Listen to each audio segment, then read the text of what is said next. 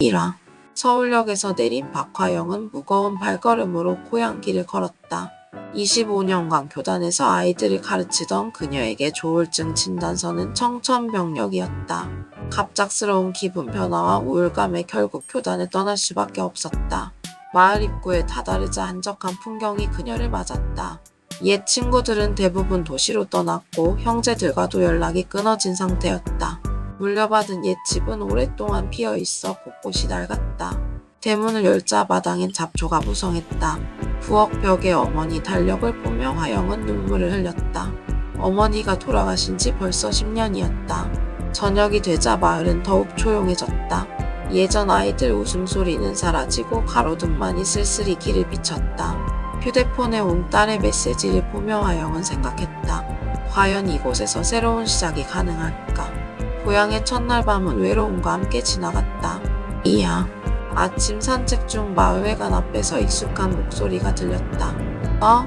화영이 아니야? 고등학교 동창 정만수였다. 이제 마을 이장이 된 그는 30년 만에 재회를 반가워했다. 만수는 마을회관 자원봉사를 권했다.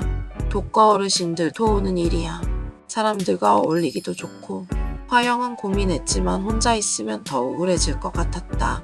그때 순애가 나타났다. 어릴 때부터 친했던 동네 언니였다. 세 사람은 평상에 앉아 이야기를 나눴다. 순애는 남편을 일찍 여의었고 만수는 아내가 치매로 요양원에 있다고 했다. 모두 각자의 사연이 있었다. 내일부터 나 순애랑 같이 일하면 돼. 만수의 말에 화영은 고개를 끄덕였다. 서먹하지만 새로운 시작이었다. 3화 자원봉사 사흘째 조울증의 우울 상태가 찾아왔다. 점심 준비 중 화영은 뜨거운 국물을 쏟을 뻔했다. 순애가 막아섰지만 화영은 크게 위축되었다. 오후 독거 어르신 댁을 방문했다. 김할머니는 외롭지 그럼. 하지만 하루하루 버티는 거지라고 말했다. 집으로 돌아가는 길에 순애가 물었다. 요즘 많이 힘들어 보인다. 화영은 조울증 이야기를 꺼냈다. 순애는 놀라지 않고 조용히 들어주었다. 나도 남편 죽고 우울증 알았어. 혼자가 아니야 화영아. 그날 밤 화영은 오랜만에 깊은 잠에 들었다. 자, 한 달 후 만수가 제안했다. 마을 아이들한테 글쓰기 가르쳐줄 수 있겠어? 화영은 망설였다.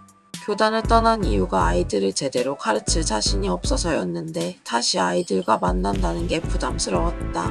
첫 수업날 5명의 아이들이 모였다. 화영은 떨리는 마음으로 안녕하세요. 선생님이라고 불러주세요 라고 말했다. 초등학교 3학년 진우는 글쓰기를 어려워했지만 화영이 천천히 도와주자 자신감을 얻기 시작했다. 선생님 저 작문 잘 썼죠?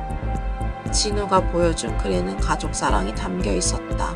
화영은 잊고 있던 가르치는 기쁨을 다시 느꼈다. 아이들의 순수한 미소가 그녀의 마음을 따뜻하게 만들었다. 만수도 오랜만에 아이들 웃음소리가 들려서 좋다며 기뻐했다. 만수가 매일 요양원에 아내를 돌보러 간다는 것을 알게 되었을 때 화영은 그의 외로움을 이해할 수 있었다. 5화 여름 끝 무렵 딸 수진이 손녀 은지와 함께 갑작스럽게 내려왔다. 엄마 약은 제때 드세요? 병원은 다니고요. 수진의 질문 공세에 화영은 짜증이 났다. 나를 애 취급하지 마. 모녀의 대화는 날카로워졌다. 은지는 할머니와 엄마의 다툼을 보며 불안해했다. 화영은 자신 때문에 손녀까지 괴로워하는 모습에 자책했다. 그날 밤 잠을 이루지 못한 화영은 새벽에 바닷가로 나갔다. 혼자 걷고 있는데 뒤에서 작은 발걸음이 들렸다. 은지였다. 할머니 저도 같이 걸어도 돼요? 할머니는 왜 슬퍼하세요? 은지의 순진한 질문에 화영은 할머니가 병이 있어서 가끔 마음이 아픈 거야 라고 답했다. 그럼 제가 할머니 마음을 낫게 해드릴게요. 은지의 따뜻한 말에 화영의 마음이 풀렸다. 손녀와 바닷가를 걸으며 가족과의 간극을 좁히겠다고 다짐했다. 6화 가을 추수감사제 준비에 화영도 참여했다. 순애와 전통 음식을 만들고 김할머니는 직접 만든 과자를 내밀었다. 정말 맛있어요. 화영의 칭찬에 할머니는 환하게 웃었다. 진짜 가족 같은 느낌이었다.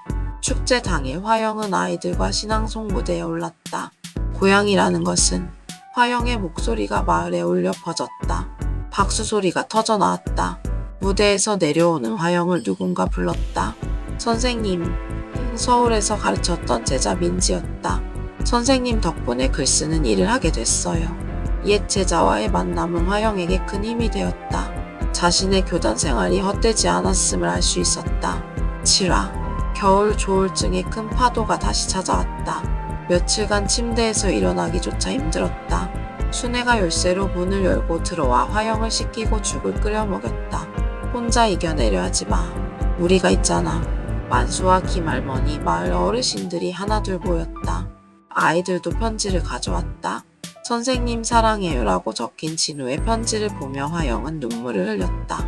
서울에서 혼자 앓을 때와 달리 이곳에는 자신을 걱정하는 사람들이 있었다. 며칠 후 화영은 일상으로 돌아올 수 있었다. 병은 여전했지만 혼자가 아니었다. 마을 사람들의 사랑이 가장 좋은 약이었다.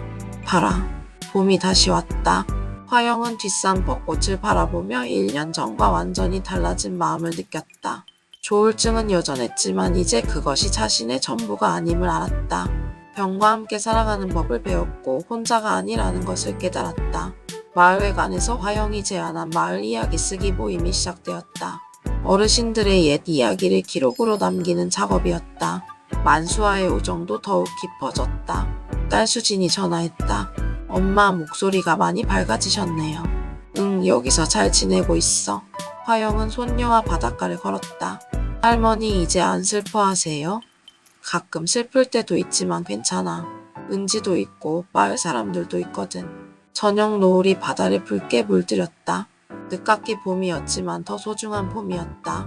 새로운 시작은 언제든 가능하다는 것을 배웠다. 화영의 얼굴에 평온한 미소가 떠올랐다.